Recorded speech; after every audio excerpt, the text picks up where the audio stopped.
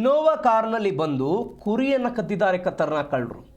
ಚಿತ್ರದುರ್ಗದ ಮದ್ದನಕುಂಟೆ ಮಾರೇನಹಳ್ಳಿಯಲ್ಲಿ ಈ ಕಳುವಾಗಿರುವ ಘಟನೆ. 3 ಕಳ್ಳರನ್ನ ಐಮಂಗಲ ಠಾಣೆಯ ಪೊಲೀಸರು ಬಂಧಿಸಿದ್ದಾರೆ.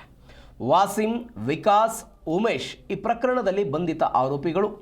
ಹಿರಿಯೂರಿನಿಂದ ಬಳ್ಳಾರಿಯ ತನಕವೂ ಕೂಡ ಸಿಸಿಟಿವಿ ಪರಿಶೀಲಿಸಿತ್ತು ಖಾಕಿ.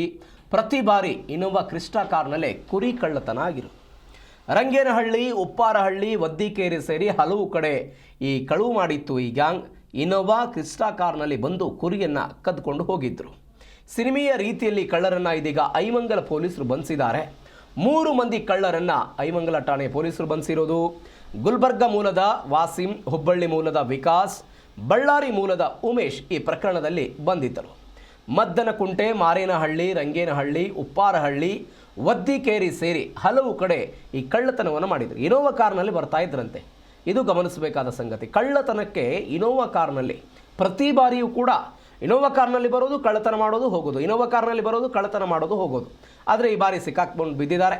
ಹಿರಿಯೂರಿನ ರಂಗೇನಹಳ್ಳಿಯಿಂದ ಬಳ್ಳಾರಿವರೆಗೂ ಕೂಡ CCTVಯನ್ನು ಪರಿಶೀಲನೆ ಮಾಡಿದ್ರು ಪೊಲೀಸರು.